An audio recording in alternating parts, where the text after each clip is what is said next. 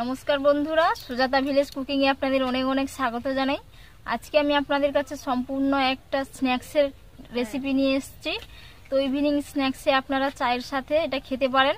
তো দেখতে থাকুন আর আমার সাথে থাকুন কিভাবে আমি বানাই। আর এখনো পর্যন্ত আমার চ্যানেলটিকে যারা সাবস্ক্রাইব করেনি, সাবস্ক্রাইব করে নেওয়ার অনুরোধ রইল। তো প্রথমে আমি কিছু সবজি নিয়েছি, সবজিগুলো কেটে নেব। এই যে টমেটো নিয়েছি, গাজর, পেঁয়াজ, কাঁচা লঙ্কা, এগুলো প্রথমে আমি কেটে নেব। পেঁয়াজটা আমি এই যে জব করে নিয়েছি। এবার আমি টমেটোটা কেটে নেব।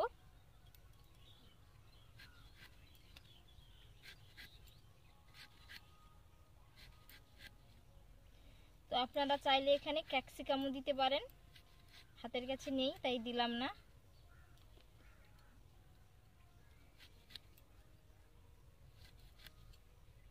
পেঁয়াজের মতো করে টমেটোটাও কেটে নিচ্ছি। লঙ্কাগুলো কুচি কুচি করে নেব।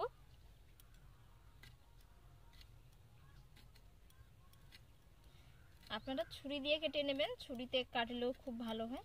এই যে কুচি করে নিচ্ছি, সবগুলো করে নেব। এই যে ছোট সাইজের দুটো গাজর নিয়েছি, গাজরগুলো আমি গ্রেটারের সাহায্যে গ্রেট করে নেব। এই যে এইরকম ভাবে সবগুলো গ্রেট করে নেব।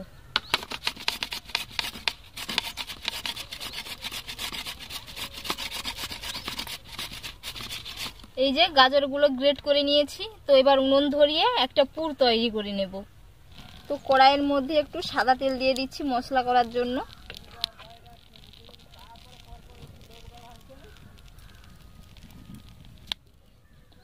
কিছু গোটা জিরে দিয়ে দিচ্ছি।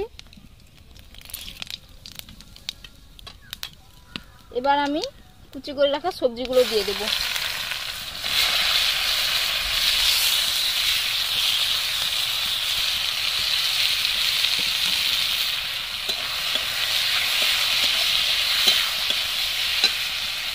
কালারের জন্য একটু হলুদের গুঁড়ো,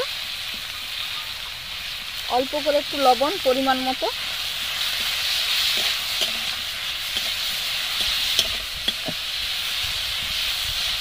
ভালো করে পুরটা রেডি করে নেব।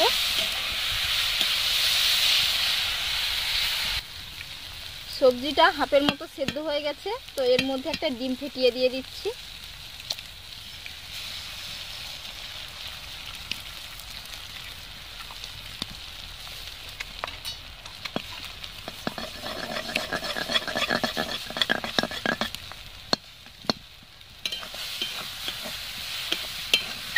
ডিমটা অপশনাল, চাইলে আপনারা দিতে পারেন, নাও দিতে পারেন।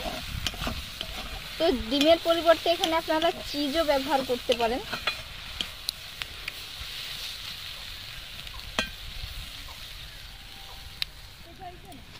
অল্প করে একটু ধনের গুঁড়ো দিয়ে দিচ্ছি, লঙ্কার গুঁড়ো,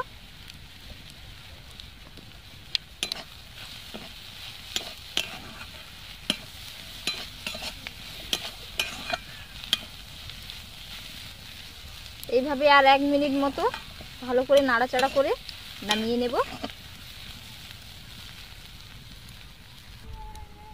এবার আমি তুলে নিচ্ছি।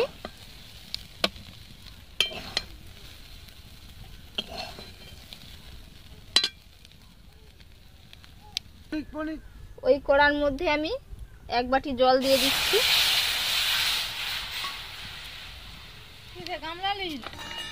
জলের মধ্যে অল্প করে লবণ দিয়ে দিচ্ছি পরিমাণ মতো। তো আমি 1 বাটি সুজি নিয়েছি, যেই বাটির মাপ করে জল নিয়েছিলাম। তো অল্প অল্প সুজি দিয়ে এরকম নাড়াচাড়া করতে থাকবো যাতে না দলা পেকে যায়।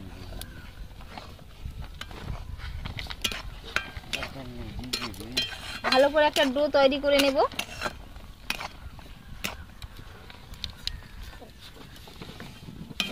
খুব সুন্দরভাবে একটা ডো তৈরি হয়ে গেছে। তো এটা আমি আবার তুলে নেব।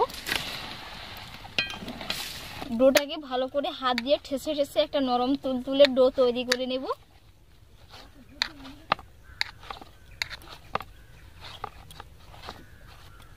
এই যে ভালো করে হাত দিয়ে ঠেসে নিয়েছি। তো একটা বাটির মতো একটা করে নেব। একটু মোটা রাখতে হবে যেহেতু এর মধ্যে একটা ডিজাইন করব।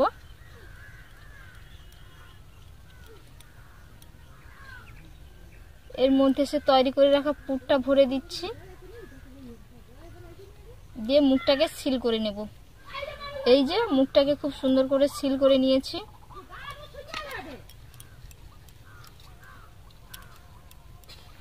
এইরকম করে নেব প্রত্যেকটা। এই যে এইরকম একটা জিনিস নিয়েছি, তো এটা দিয়ে একটু হালকা করে ডিজাইন করে দেব,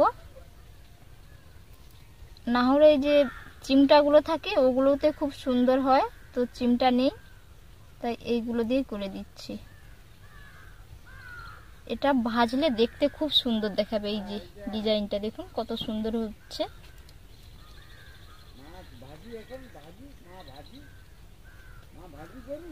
এই যে একটা তৈরি হয়ে গেছে, বাকিগুলো ঠিক একইভাবে তৈরি করে নেব।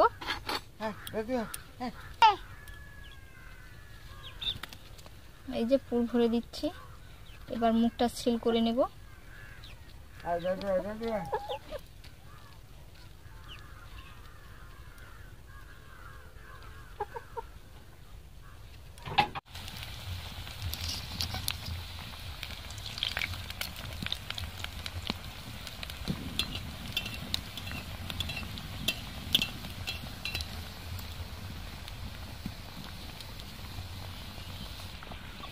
চুলার ফ্লেমটাকে মিডিয়াম রেখে উল্টে পাল্টে একটা একটা করে ভেজে নেব। এই যে সবগুলো স্ন্যাক্স ভাজা হয়ে গেছে, তো এবার আমি এগুলো তুলে নেব একটা একটা করে।